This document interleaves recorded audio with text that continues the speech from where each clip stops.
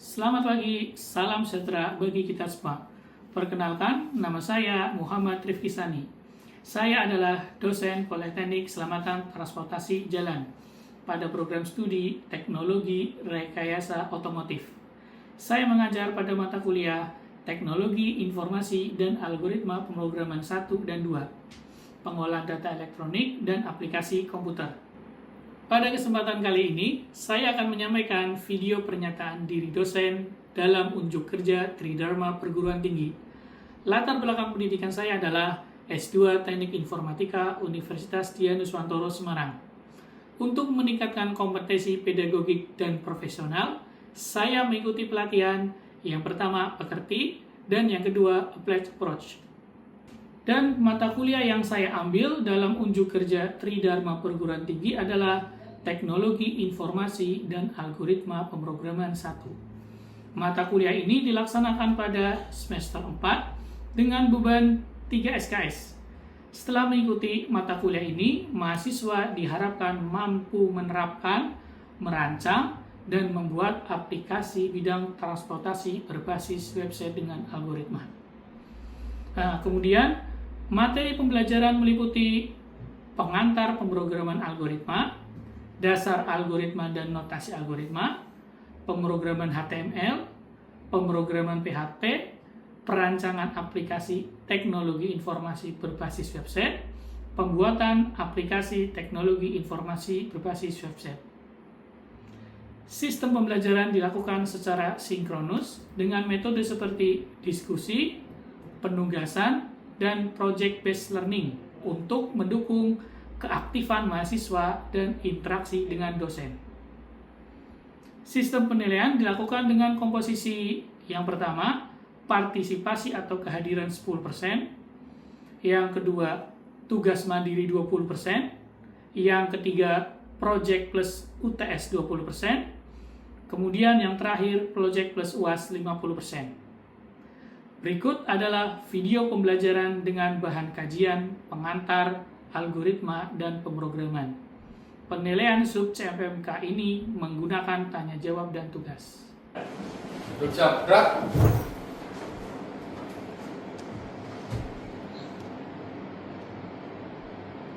Lapor jumlah 20 taruna dan taruni PKTJ siap menerima pembelajaran. Lanjutkan. Mengawali pembelajaran, doa mulai. Doa selesai. Istirahat di tempat, gerak. Oke, selamat pagi. Assalamualaikum warahmatullahi wabarakatuh. Waalaikumsalam warahmatullahi wabarakatuh. Oke, kita ketemu lagi ya. Untuk pertemuan hari ini kita akan membahas terkait pengantar algoritma dan pemrograman. Nah, untuk pembahasannya di sini yang pertama ada definisi algoritma dan pemrograman, kemudian ada manfaat algoritma, kemudian ada penyajian algoritma, kemudian ada algoritma dengan flowchart. Nah, mungkin yang perlu kalian tahu kira-kira apa sih manfaat kalian belajar terkait algoritma dan pemrograman. Yang pertama, tujuannya itu biar kalian bisa untuk merancang atau membuat sebuah sistem aplikasi di bidang transport. Nah, kemudian yang kedua, kalian juga bisa membuat atau merancang sebuah desain suatu sistem di lingkungan organisasi. Jadi di sini ada yang namanya flowchart ya. Jadi flowchart itu nggak melulu hanya untuk algoritma ataupun pemrograman. Dia juga bisa untuk merancang sebuah organisasi. Nah, mungkin kita bahas satu persatu dari definisi algoritma dan pemrograman. Nah, yang pertama di sini terkait algoritma. Apa itu algoritma? Nah, mungkin bagi kalian itu masih terdengar asing ya terkait algoritma itu apa, kemudian pemrograman itu apa. Kecuali mungkin yang dulu basicnya itu di SMK-nya itu di bidang informatika ataupun TKJ itu mungkin sudah sering mendengar. Nah, di sini untuk yang pertama algoritma itu urutan langkah-langkah untuk memecahkan masalah yang disusun secara sistematis dan logis. Nah, kemudian menurut Kamus Besar Bahasa Indonesia, algoritma adalah urutan logis pengambilan putusan untuk pemecahan masalah.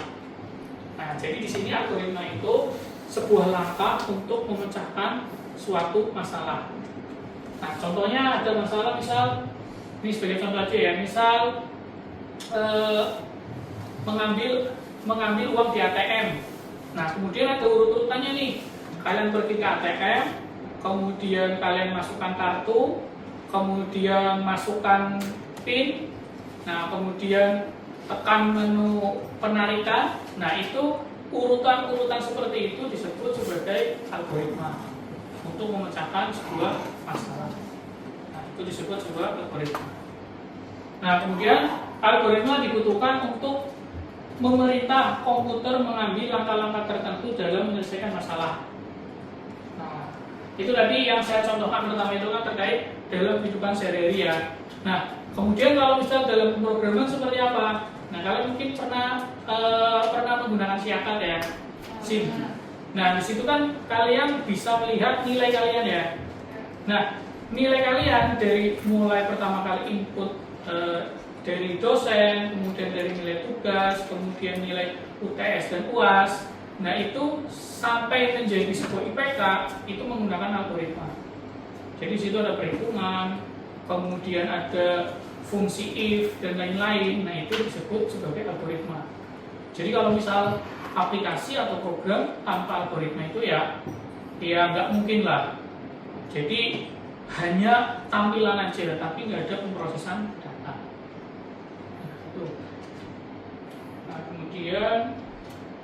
Nah, kemudian apa itu program atau pemrograman? Nah, di sini untuk program atau pemrograman di sini kumpulan instruksi-instruksi tersendiri yang biasanya disebut source code yang dibuat oleh programmer. Nah, programmer di sini orang yang membuat program. Nah, jadi kumpulan-kumpulan sebuah source code yang dibuat oleh programmer atau pembuat program. Nah, kemudian program sendiri realisasi dari algoritma. Nah, kemudian di sini program, algoritma plus bahasa pemrograman. Jadi dalam suatu program atau sistem itu ada algoritma dan bahasa pemrograman.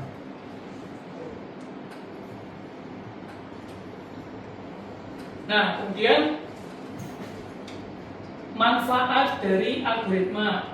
Nah, yang pertama di sini efisiensi, membantu menyelesaikan masalah dengan langkah yang efisien. Nah, kemudian yang kedua, kehandalan, memastikan hasil yang konsisten dan dapat diandalkan. Nah, kemudian yang selanjutnya reusabilitas. Jadi algoritma yang baik dapat digunakan kembali dalam konteks yang berbeda. Kemudian penyelesaian masalah, algoritma membantu menguraikan masalah kompleks menjadi bagian-bagian kecil yang lebih mudah dikelola. Nah, di sini pasti ya efisien ya. Jadi algoritma itu mempermudah kita untuk pengolahan data.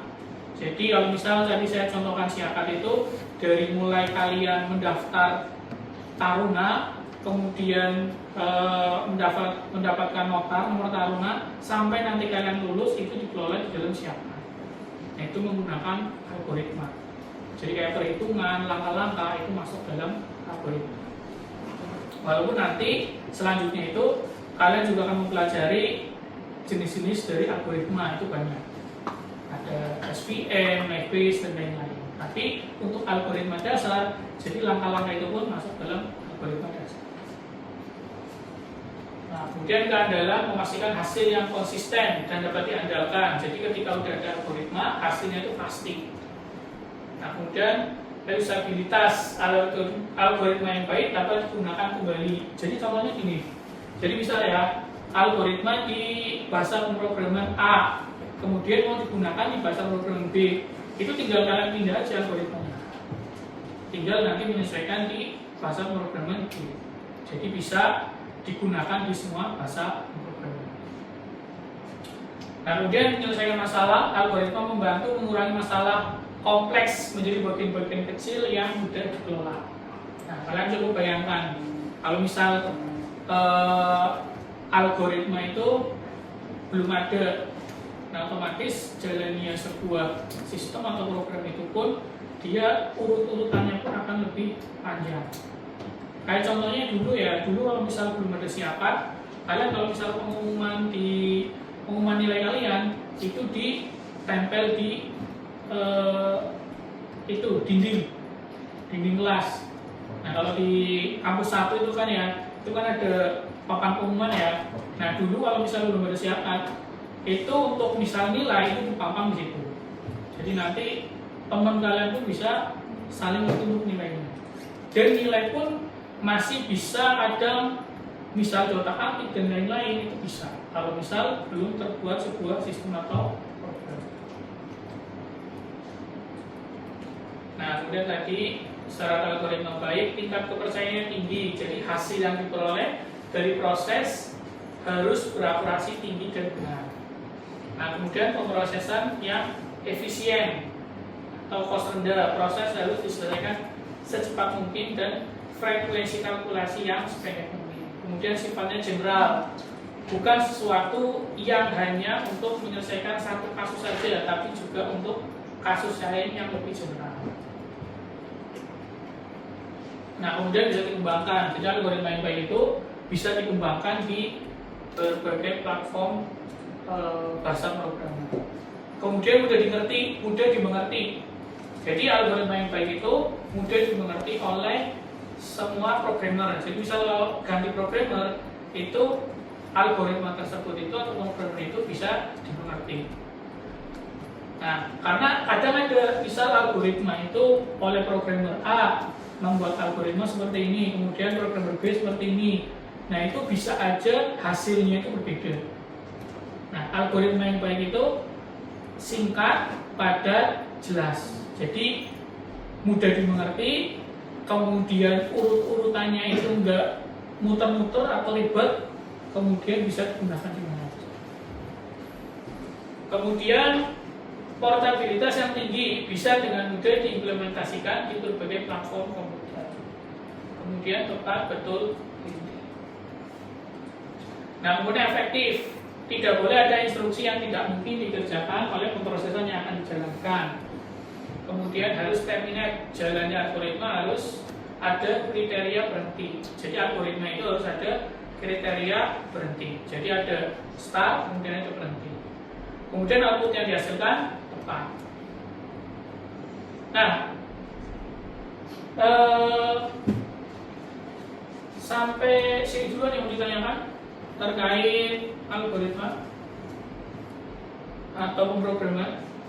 Ini Bapak, Ya, silakan. izin bertanya. Tadi Bapak menjelaskan mengenai bahasa pemrograman.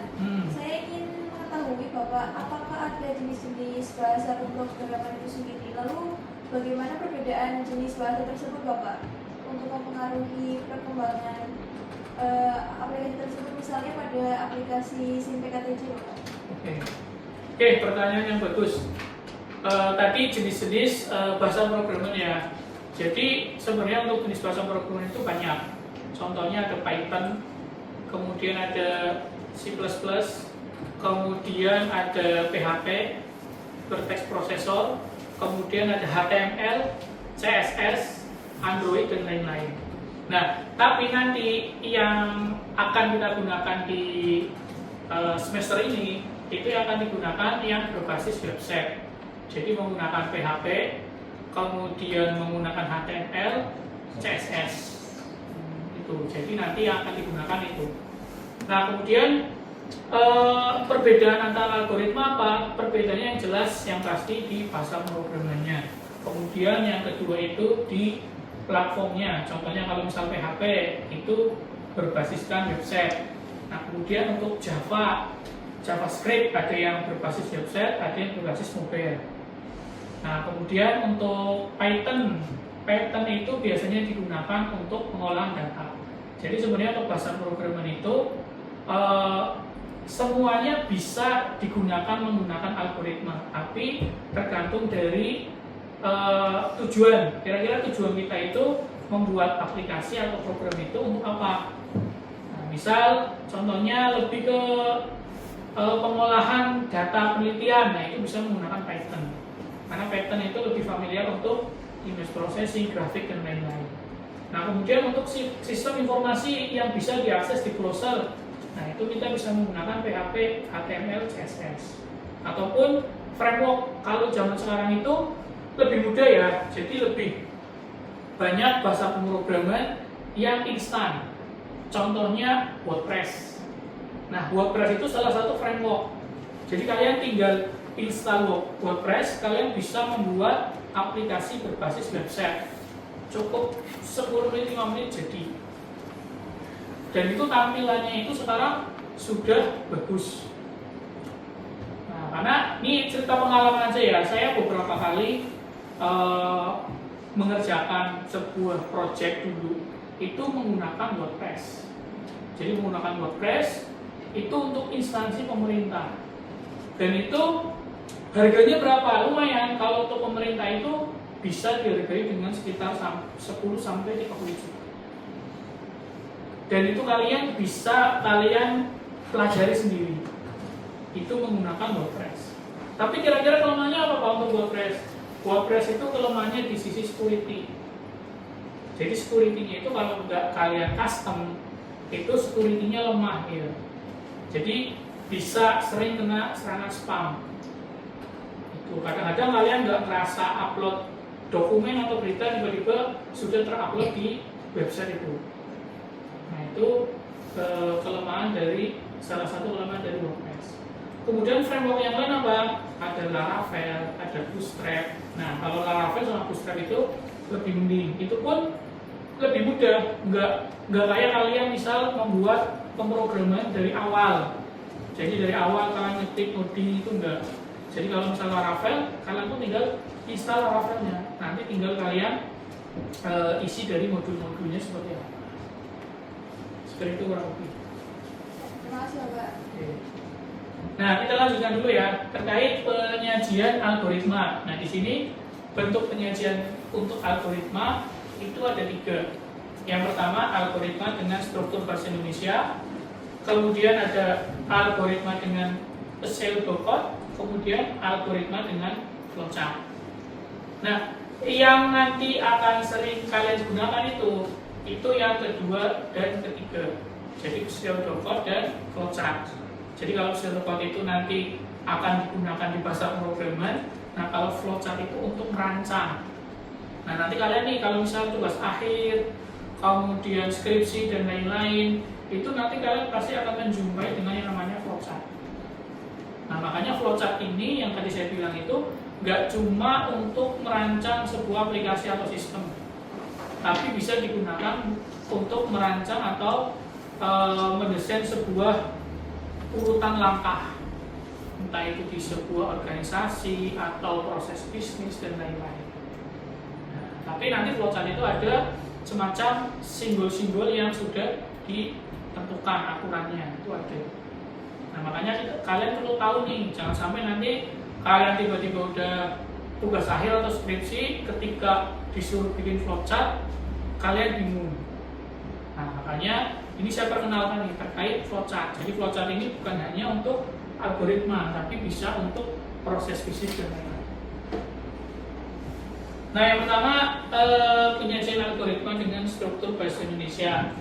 Ya, jadi ini sifatnya umum ya, tidak menggunakan simbol atau sintak dari suatu bahasa pemrograman. Kemudian tidak tergantung pada bahasa pemrograman. Kemudian notasi-notasinya dapat digunakan untuk seluruh bahasa manapun. Jadi kayak urutan-urutan langkah aja. Itu menggunakan struktur bahasa Indonesia. Nah, kemudian, ini contohnya seperti ini ya. Menghitung rata-rata 3 buah data algoritma dengan struktur bahasa Indonesia.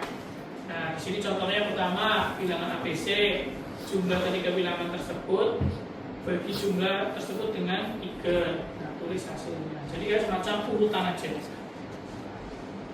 Nah, kemudian pseudocode. Penyajian algoritma dengan pseudocode berarti menggunakan kode yang mirip dengan kode pemrograman yang sebenarnya. Jadi bersifat lebih rinci dari struktur bahasa Indonesia. Nah, contohnya seperti ini. Menghitung rata-rata 3 buah data. Jadi dia menggunakan simbol-simbol struktur. Itu perbedaan dari struktur bahasa Indonesia dengan STEM. Nah, kemudian flowchart. Nah, ini nanti flowchart akan kita bahas lebih lanjut ya. Flowchart adalah penggambaran secara grafik dari langkah-langkah dan urutan-urutan prosedur dari suatu program. Nah, flowchart menolong analis dan programmer untuk memecahkan masalah ke dalam segmen-segmen yang lebih kecil dan menolong dalam menganalisis alternatif-alternatif lain dalam pengoperasian. Nah, ini kegunaannya untuk mendesain program, untuk mempresentasikan program. Nah, maka flowchart harus dapat mempresentasikan komponen-komponen dalam bahasa program. Nah, ini tadi yang saya bilang, ini lambang dari flowchart. Jadi ada beberapa lambang. Nah, ini yang sering saya lihat ketika di skripsi mahasiswa tahunan tingkat akhir, itu banyak lambang atau simbol yang salah. Jadi suruh saya jelasin itu mereka itu bingung. Jadi hanya membuat kemudian kotak-kotak aja sampai bawah, tapi nggak ngerti simbol-simbol itu maksudnya itu apa. Nah, ini yang paling penting. Membuat flowchart itu mungkin gampang, tapi kadang simbol atau lambang ini yang terlewatkan. Nah, di sini ada. Jadi kalau flowchart itu ada mulai dan selesai ya. Jadi ada start, pasti ada finish. Itu harus ada, wajib. Kalau misal kalian mau membuat sebuah flowchart, nah simbolnya seperti itu. Jadi kotak elips. Jadi namanya terminator, itu untuk start dan untuk finish. Kemudian aliran data itu untuk antar lambang atau antar simbol. Kemudian input atau output itu jajar genjang ya. Nah, jajar genjang itu untuk input dan output. Contohnya apa? Misal kalian ada apa? Ada memasukkan data atau input data. Misal input data A, data B, nah itu menggunakan jajar genjang. Kemudian output hasil, misal hasil dari perhitungan di atas, nah itu kalian menggunakan output. Nah, kemudian kalau misal ada proses, misal ada proses perhitungan atau proses apa, itu kalian menggunakan persegi panjang. Nah, yang sering digunakan itu ini, itu yang paling sering. Walaupun ada simbol-simbol yang lain. Nah, ini penting nih untuk kalian ngerti. Kira-kira lambangnya itu seperti apa? Karena yang saya jumpai itu pasti sering ada yang ketukar atau belum memahami untuk simbolnya. Nah, kemudian selanjutnya itu percabangan. Ini belah ketupat. Nah, belah ketupat ini untuk decision. Misal contohnya ada 2 pertanyaan atau ada 2 keputusan ya atau tidak. Nah, misal contohnya, apakah password tersebut itu benar, ya atau tidak? Nah, kalau misal ya, itu biasanya nanti akan meneruskan ke bawah, ke proses selanjutnya. Kalau misal tidak, itu biasanya akan kembali ke proses sebelumnya. Kemudian pemberian nilai awal, itu biasanya nilai yang tidak berubah. Contohnya kayak misal I dan lain-lain. Di lingkaran. Nah, kemudian memanggil prosedur atau fungsi. Nah, kemudian konektor. Ini konektor, misal kalian membuat flowchart ya, kemudian dalam satu halaman itu nggak cukup. Nah, kalian mau pisah di halaman yang sama tapi di sebelahnya. Berarti yang paling bawah itu kalian kasih simbol ini. Nah, nanti baru kalian buat di sebelahnya. Kalau misal nanti masih halaman yang sama. Nah, kalau misal halaman berikutnya, nah itu berarti konektornya ini. Nah, kemudian kalau simbol dokumen, harddisk itu seperti itu. Nah, kemudian ini lambang sequence proses. Nah, ini langsung contohnya aja. Nah, ini contoh flowchart. Nah, yang pertama di sini ada menghitung luas persegi panjang. Nah, algoritmanya masukkan panjang, masukkan lebar, hitung luas, yaitu panjang kali lebar, kemudian cetak luas. Nah, ini untuk mulai ya. Mulai sama selesai, itu terminator, itu pasti ada. Nah, kemudian untuk input, masukkan P atau panjang, itu menggunakan jajar genjang. Kemudian masukkan lebar, L. Nah, ini menggunakan jajar genjang. Kemudian hitung luas, itu masuk proses ya, berarti menggunakan persegi panjang. Panjang kali lebar. Kemudian untuk output, tulis L, jadi cetak L atau luas. Kemudian selesai. Ini contoh dari flowchart. Oke, sampai sini ada yang mau ditanyakan? Ya, silakan. Mengapa flowchart itu penting, Pak? Penting di bahasa programan gitu ya.